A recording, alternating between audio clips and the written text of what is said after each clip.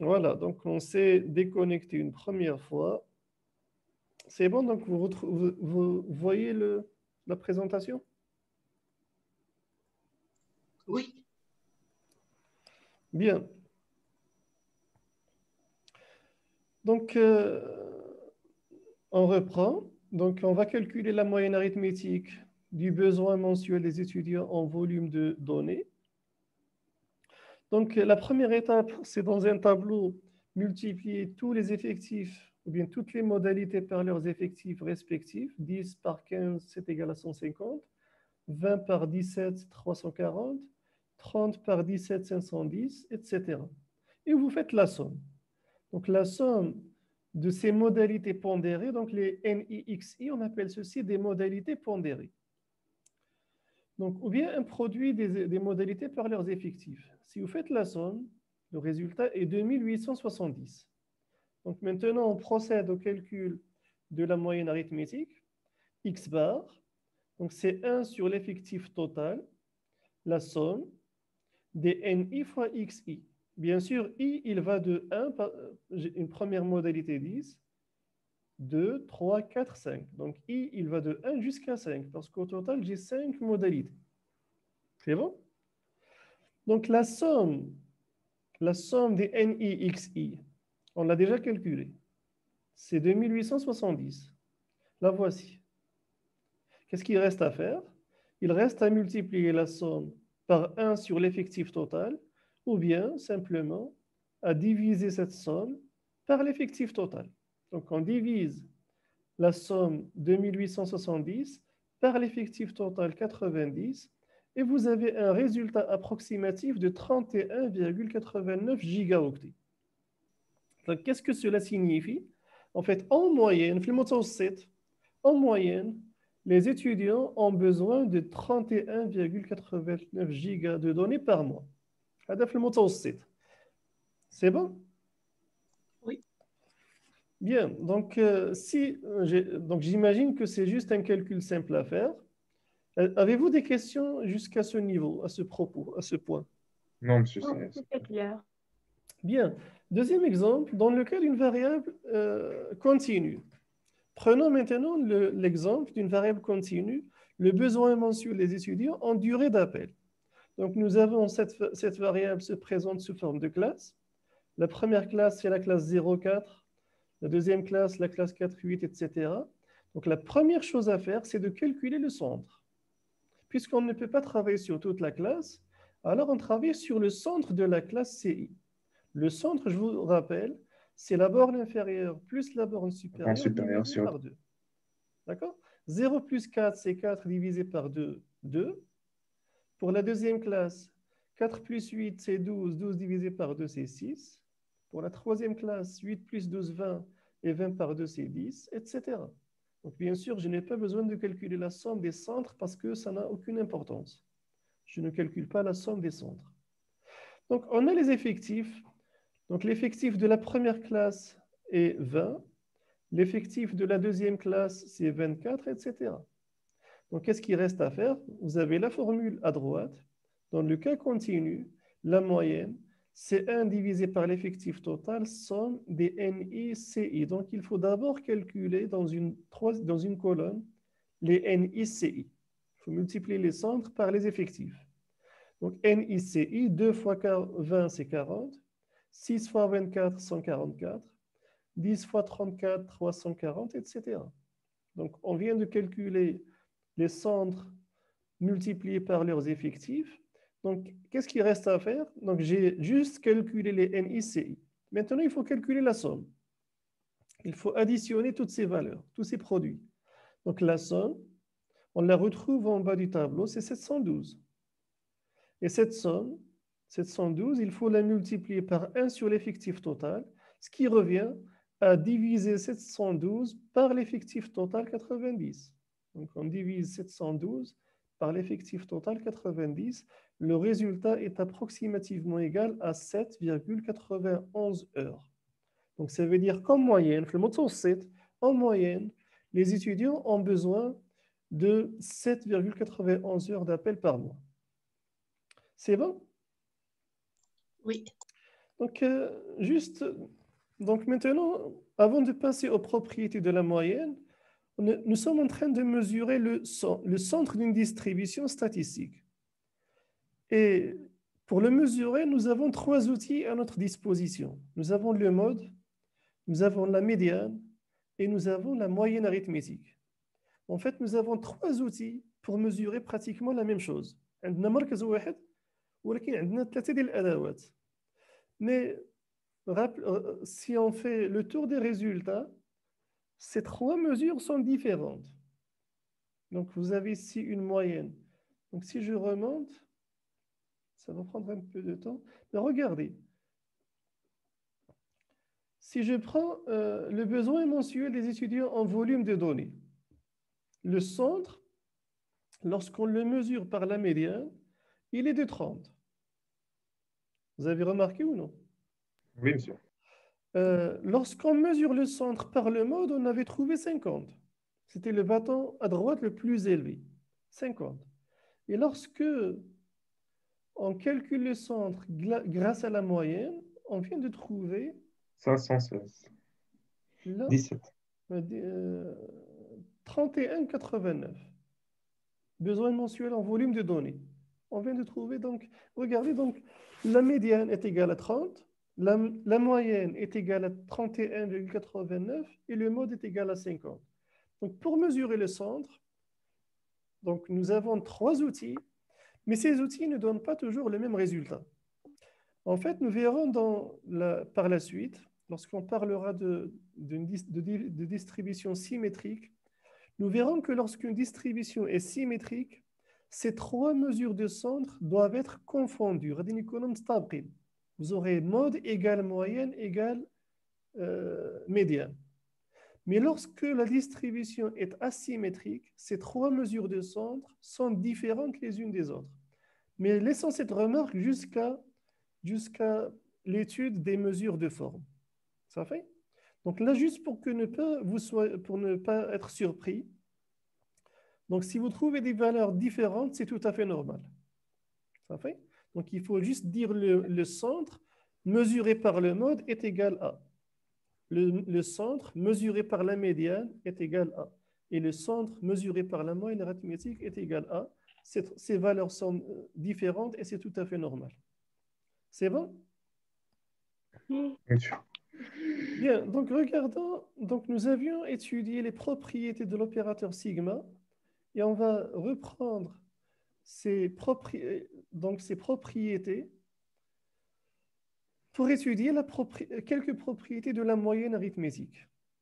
Donc on va étudier au moins juste deux propriétés de la moyenne arithmétique. Donc si on considère deux variables statistiques, qu'elles soient discrètes ou continues, on va les noter grand X et grand Y. Donc, deux variables quantitatives. Peu importe si elles sont continues ou discrètes, on aura ce résultat est valable dans les deux cas. Donc, X prend les modalités X1 jusqu'à XK et Y prend des modalités Y1 jusqu'à YK. Et on considère deux constantes, deux nombres réels A et B. C'est bon? Donc, la moyenne arithmétique vérifie les deux propriétés suivantes. Donc, on va regarder la première propriété. Maintenant, si vous prenez la variable X, et vous la multipliez par un nombre, par une constante A, d'un côté. De l'autre côté, vous multipliez la variable Y par une autre constante B et vous faites la somme. Qu'est-ce qu'on vient de faire? On a combiné, on a combiné X avec Y, X avec Y. Et plus précisément, on a combiné X et Y de manière linéaire, donc on a multiplié X par A d'un côté, on a multiplié Y par B de l'autre côté et on a fait la somme.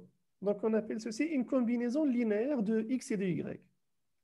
Maintenant, si vous calculez la moyenne de cette combinaison linéaire, si vous prenez AX plus BY et vous calculez la moyenne de cette nouvelle variable qui est la combinaison de X et de Y, vous avez un résultat. C'est la constante A fois la moyenne de X plus la constante B fois la moyenne de Y.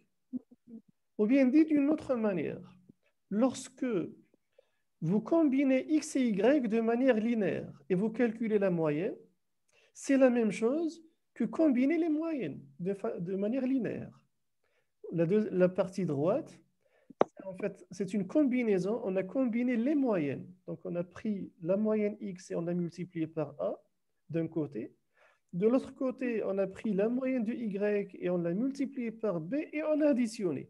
Donc, qu'est-ce qu'on a fait à droite? À droite, on a combiné les moyennes. À gauche, on a d'abord combiné la variable x et la variable y et ensuite on a calculé la moyenne. Donc, que nous dit cette propriété? Donc, lorsque vous combinez d'abord les variables et ensuite vous calculez la moyenne, c'est la même chose que calculer d'abord les moyennes et ensuite combiner les moyennes. Ça fait? Est-ce que c'est... Donc, ça, c'est comme la lecture de cette propriété. Maintenant, on doit la démontrer. D'où vient ce résultat? D'où vient ce résultat? Donc, en fait, on va simplement partir comme d'habitude du membre gauche et on va aller vers le membre droit de cette propriété, de cette équation. Partons du membre gauche. Donc, la moyenne de AX plus BY, en fait, on va simplement l'écrire en détail. Donc, la définition d'une moyenne, la moyenne d'une variable x, c'est 1 sur n, somme des ni xi. Ça fait? Sauf que ici, je n'ai pas une variable x, mais une variable ax plus by. J'ai toute cette variable. Donc, comment on va écrire? On va simplement reprendre la formule de la moyenne. La moyenne, c'est 1 sur n, somme des ni xi. Mais moi, je n'ai pas xi, j'ai plutôt ax plus by. Donc, au lieu de multiplier ni par xi, je vais le multiplier par axi plus byi. Attention, a et b, ce sont des constantes, donc elles ne portent pas d'indice i. Ça, j'imagine que c'est clair.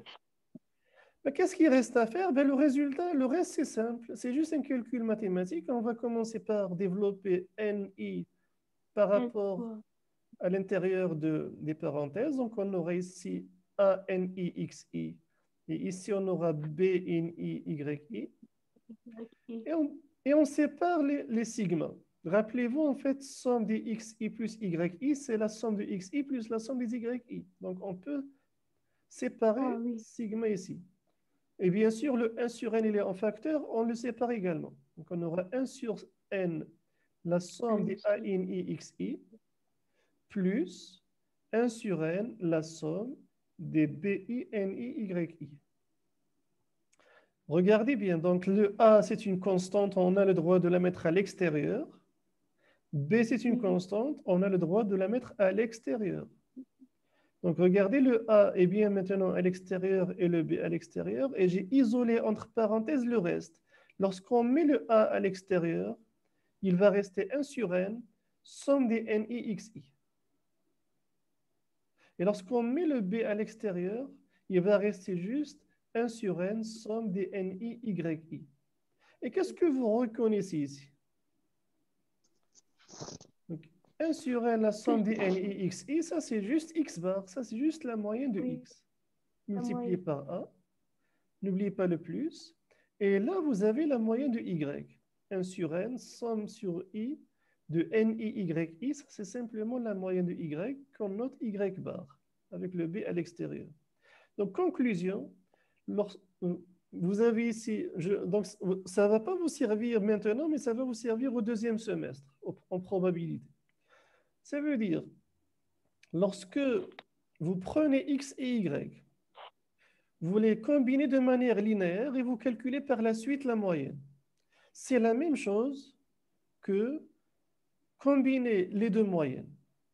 Ça veut dire si dans un premier temps, vous avez déjà calculé x bar et y bar, donc vous n'avez plus besoin de calculer la moyenne de la nouvelle variable. Il suffit de combiner les deux moyennes. Est-ce que cette première propriété est claire? Oui, c'est clair. Bien. Monsieur, c'est clair. Deuxième propriété. La deuxième propriété, elle est très utile. Regardez, on va d'abord la lire. Donc, la somme sur i avec i qui va de 1 jusqu'à k des effectifs ni facteur de xi moins la moyenne, c'est égal à 0. Donc, en fait, qu'est-ce qu'on a fait ici? On a d'abord calculé la différence entre toutes les modalités xi et la moyenne. On a calculé la différence entre toutes les modalités xi et la moyenne. Bien sûr, chaque modalité apparaît un certain nombre de fois. Donc, ces différences, il faut les multiplier par les effectifs. Parce que xi, la modalité xi, je la vois combien de fois dans l'échantillon? 2 fois. Je la vois ni fois. Donc, chaque modalité apparaît plusieurs fois. En fait, chaque modalité apparaît un nombre ni de fois. Donc là, qu'est-ce qu'on fait? Donc, si maintenant vous faites la somme, vous prenez toutes les distances ou bien toutes les différences entre les modalités et la moyenne et vous faites la somme, vous trouvez 0. On va reprendre un schéma ici. Regardez. Si vous calculez la différence entre x4 et la moyenne, donc vous avez ici une première différence. Vous calculez la différence entre x1 et x bar. Et vous calculez une différence entre x3 et x bar. Vous calculez la différence entre x2 et x bar. Donc, on va s'intéresser d'abord à ces différences. Quand il s'agit de valeurs qui sont inférieures à la moyenne, elle se trouve au milieu. Donc, vous avez des valeurs qui sont inférieures à la moyenne, d'autres valeurs qui sont supérieures à la moyenne. Donc, si vous prenez les valeurs x4, ici, elle est inférieure à la moyenne. Et vous calculez la différence x4 moins x bar. La différence sera positive ou négative? Négatif. Donc, elle sera négative. Maintenant, vous prenez cette première différence qui est négative. Regardons la deuxième différence, x1 moins x bar. Cette différence, elle est positive ou négative? Négative encore. Elle est négative parce qu'elle est inférieure à la moyenne. Donc, en fait, la différence entre les valeurs qui sont à gauche et la moyenne, toutes ces différences sont négatives. Et de l'autre côté, la différence entre x3 et x bar, Ce sera positif. elle est positive. La différence entre x2 et x bar, Même chose. la même chose. Positif. Maintenant, si vous faites la somme de toutes ces distances, de toutes ces différences, vous avez d'un côté des différences qui sont négatives et vous avez de l'autre côté les mêmes différences mais positives. C'est comme si en fait on doit faire plus 1 moins 1, plus 2 moins 2, plus 3 moins 3. Quelle sera la somme? Nul. La somme sera nulle. Parfait. Regardez, si on reprend le disque, c'est comme si j'avais ici une distance positive, mais la même distance de l'autre côté positive. Donc, si on additionne le même nombre positif avec son opposé, on aura 0. La même chose ici. Si vous prenez cette différence négative avec cette même différence mais positive, la somme sera nulle.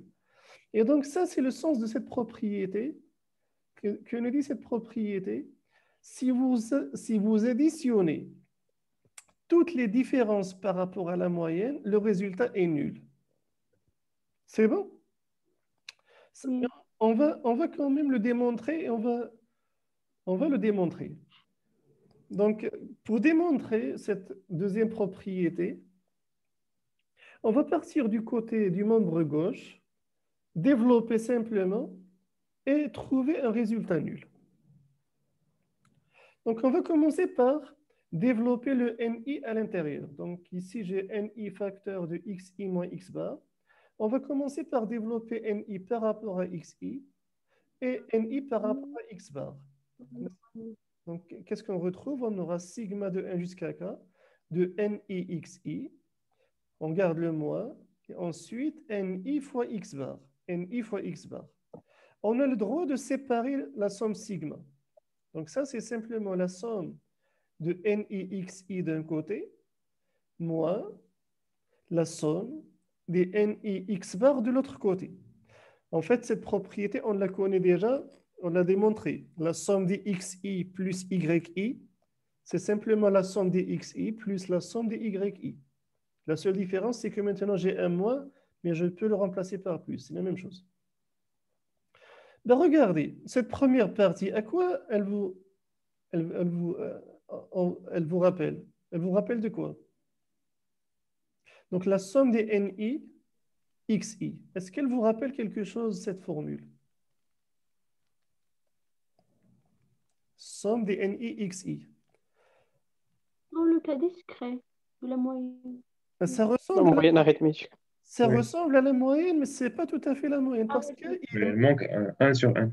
manque 1 sur n. Donc maintenant, je vous propose de multiplier par 1 sur n et en même temps par n pour ne pas changer le résultat.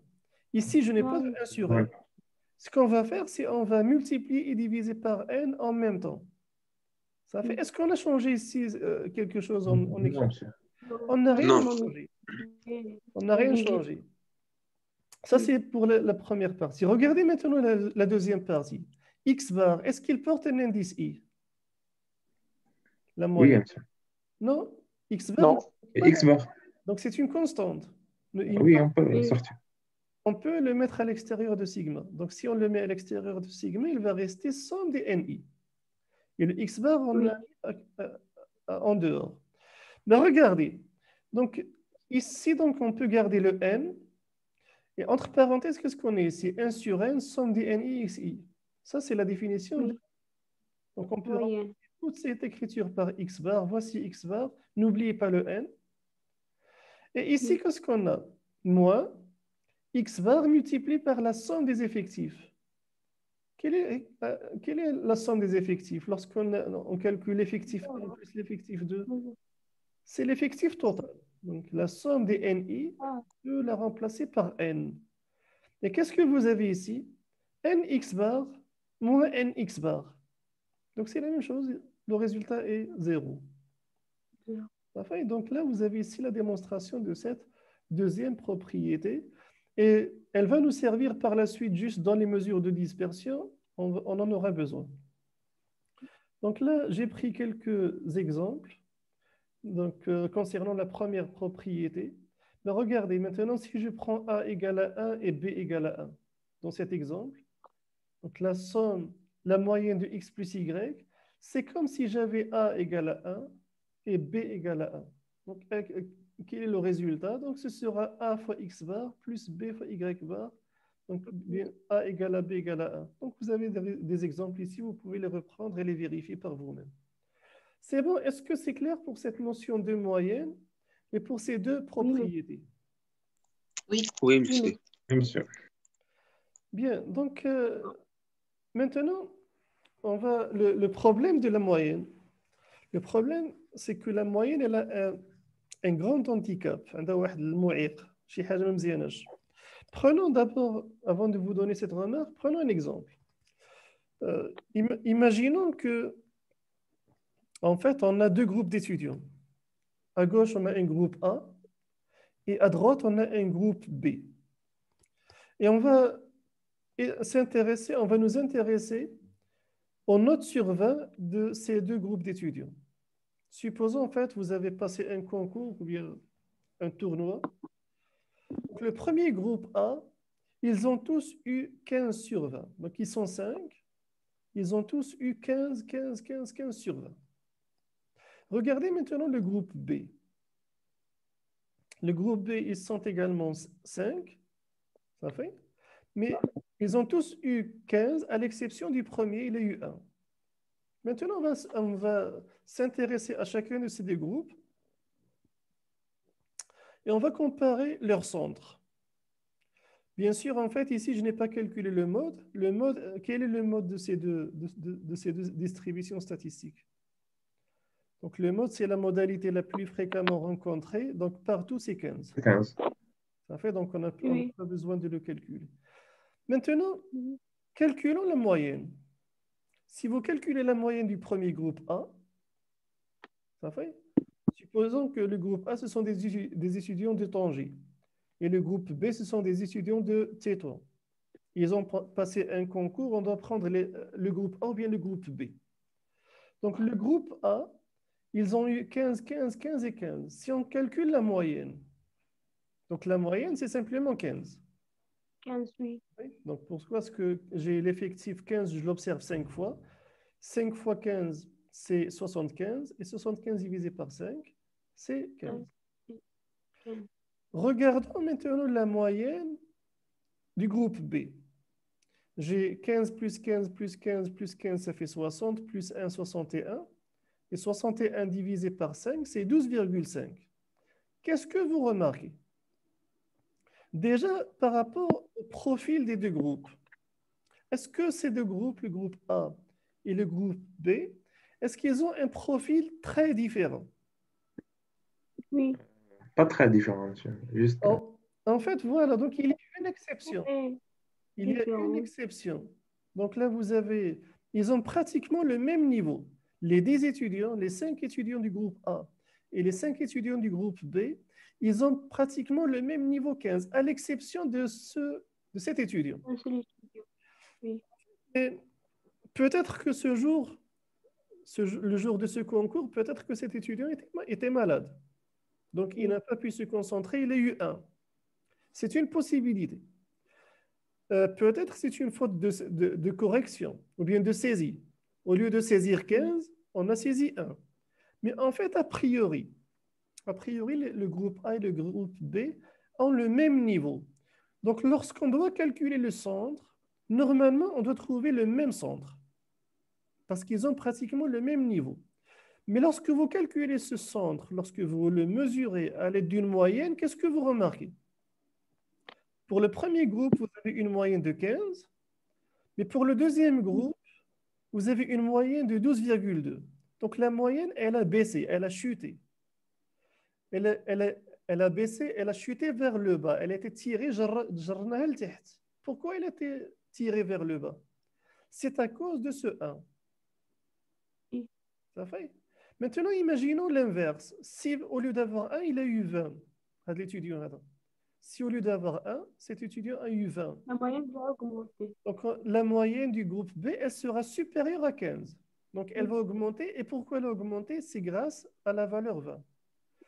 Maintenant, ça c'est un problème majeur de la moyenne. C'est qu'elle est très sensible aux valeurs extrêmes.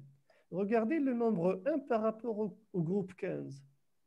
C'est une valeur qui est très éloignée. C'est une valeur extrême. Ça fait? Donc, le 1, c'est une valeur qui est très loin du groupe.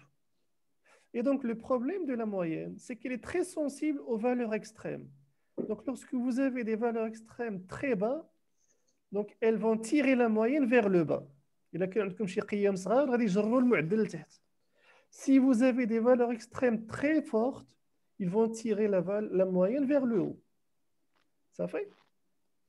Maintenant, regardez la moyenne, la médiane. Quelle est la médiane de la première série? Donc, les modalités sont ordonnées. Donc, on a 5 modalités. Donc, 15, c'est celle qui se trouve au milieu. Au milieu. Donc, la médiane, c'est 15. Et regardez la médiane du groupe B. Donc, les modalités, elles sont ordonnées. 5 modalités, je prends celle qui se trouve au milieu, c'est encore 15. Est-ce que 15 a été influencé par cette valeur extrême, la médiane? Non. Non. Donc, la médiane, elle a résisté. Donc, la médiane, elle a résisté. Donc, la remarque que j'ai ici, donc la moyenne arithmétique est sensible aux valeurs extrêmes. Elle est très sensible. Contrairement à la médiane, qui n'est pas influencée par de telles observations. Donc, en fait, on dit que la médiane, c'est une mesure robuste, du centre de la distribution statistique. Donc, ça veut dire, attention, ça c'est très important cette remarque. Je vous donne un exemple concret. Au début du Covid, ils ont commencé à mesurer, donc le ministère de la Santé a donné des statistiques, ils ont commencé à mesurer l'âge moyen des personnes atteintes par le Covid. Donc, ils ont trouvé, je crois, un âge moyen de 50 ans au début. Pourquoi, en fait, parce qu'ils ont calculé l'âge moyen, il y avait un enfant, un bébé de 2 mois qui a attrapé le Covid. Et donc, l'âge, les 2 mois de ce bébé, ils ont tiré la moyenne des personnes contaminées vers le bas. Donc, vous voyez que utiliser la moyenne pour montrer le centre, c'est une fausse méthode. C'est un peu la panique parce que là, qu'est-ce qu'on s'est dit? On s'est dit, ben, tiens, que la moyenne d'âge, c'est 50 ans, alors que ce n'est pas vrai. Si on avait à la place utilisé la médiane au lieu de la moyenne, on aurait trouvé un âge médian de 70 ans et dire en fait que les personnes qui sont atteintes par le Covid, ce sont des personnes très âgées de 70 ans en utilisant la, la médiane. Non, Donc, mais il faut faire attention. Lorsque, donc, quelle est la conclusion? En présence de valeurs extrêmes, en présence de valeurs extrêmes. Les valeurs extrêmes, ça veut dire des valeurs qui sont très éloignées du groupe. Il faut se méfier. Lorsqu'on mesure le centre, il faut plutôt privilégier la médiane à la moyenne. Ça fait? فهمتوا القاعدة بهذه ولا لا؟ Donc, oui, lorsque, monsieur, c'est en bon. présence de valeurs extrêmes, et ça, en fait, malheureusement, donc, ça, c'est maintenant votre travail à faire par la suite. Lorsque on vous présente des informations, il ne suffit pas de les prendre et de les avaler, donc il faut d'abord les analyser. Je vous ai Oui. donné l'exemple du ministère de la Santé lorsqu'on vous dit l'âge moyen des personnes atteintes du Covid est de 50 ans, c'est une fausse information, c'est un faux résultat. Pourquoi? Parce qu'on a des observations extrêmes, ce sont les bébés. Donc il y avait 1 ou 2 enfants de 2 mois qui ont été atteints par le Covid et il a tiré la moyenne vers le bas. Et dans ce Mais cas, pourquoi ils n'ont pas utilisé la médiane? Pardon. Mais pourquoi ils n'ont pas utilisé la médiane pour voir je ne sais pas. Donc ce sont des erreurs qui arrivent parce que tout le monde n'est pas statisticien. Donc il n'y a qu'un statisticien qui peut faire attention à ce genre d'erreur. Ça fait? Donc maintenant, D'accord. si on vous donne cette information, vous avez le droit de critiquer. Vous dites non, c'est une fausse information parce que là, on a calculé l'âge moyen. La moyenne, il est sensible aux valeurs extrêmes. Et on a remarqué qu'il y avait 2, 3 enfants de 2 mois qui ont été atteints par le Covid et ceci a tiré la moyenne vers le bas. Dans ce cas-là, au lieu de parler de l'âge moyen, on parle d'âge médian. Et vous regardez, vous remarquez bien que la moyenne, elle a résisté à ces valeurs extrêmes. C'est bon? D'accord. Oui. Bien. Donc maintenant, on vient de finir la première partie des mesures de position. Rappelez-vous, lorsqu'on mesure les positions, je vous ai dit, il y a 2 sortes de positions. Donc, ou bien on va mesurer les positions centrales, le centre. Donc, je reprends le schéma.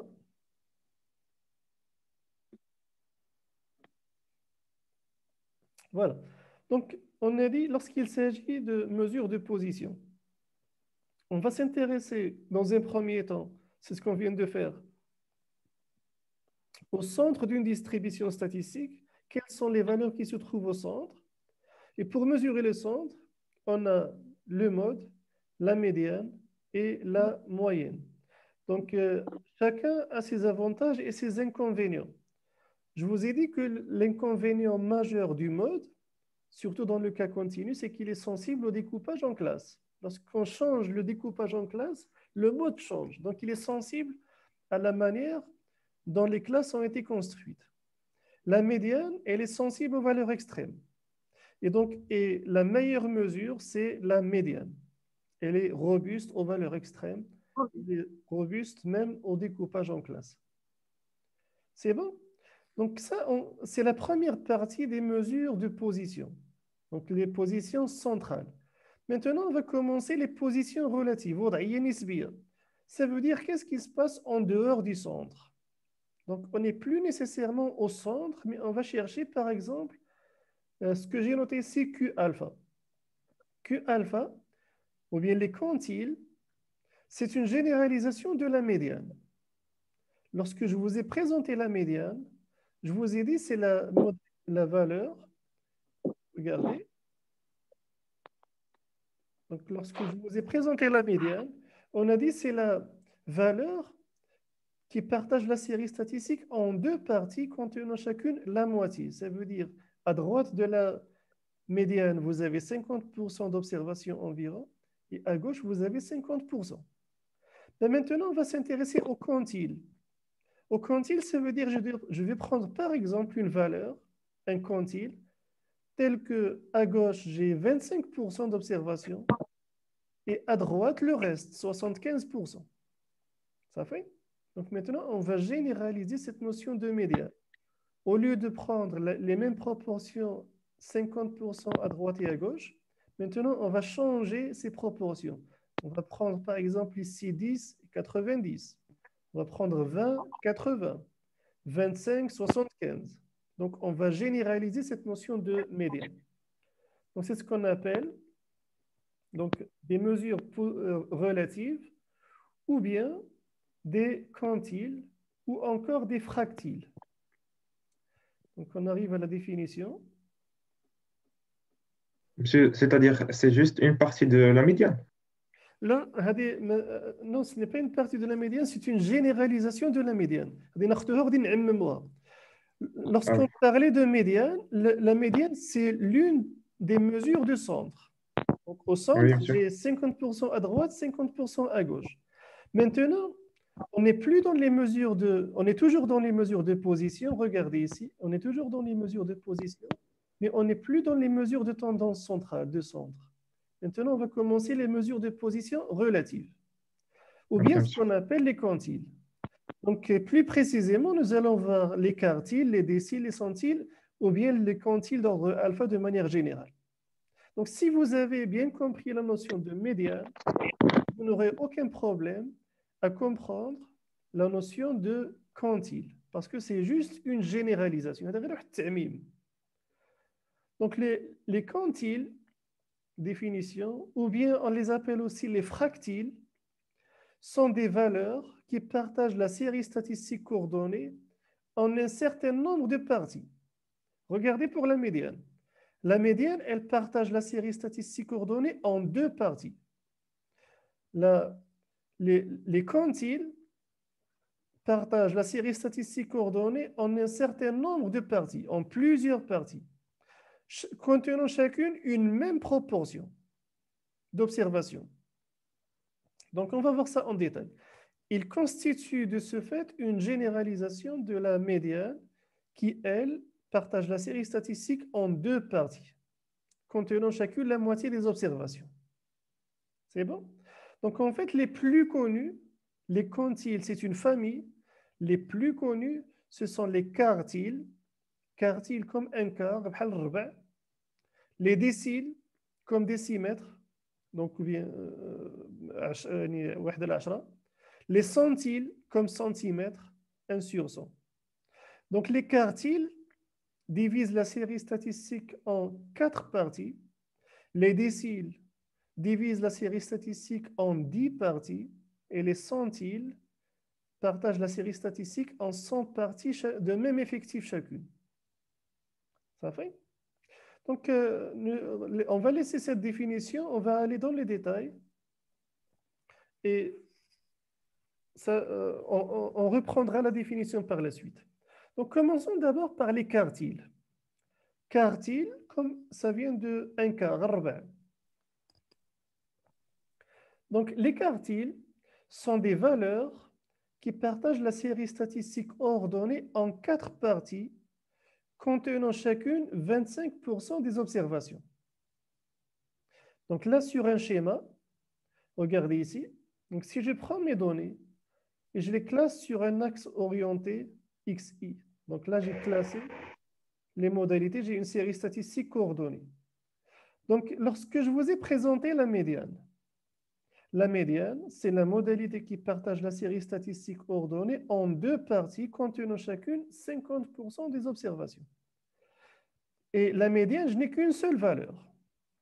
Pour les quartiles, regardez, j'ai 3 valeurs. J'ai le quartile 1, donc on le note grand Q1, le quartile 2, grand Q2, et le quartile 3, grand Q3.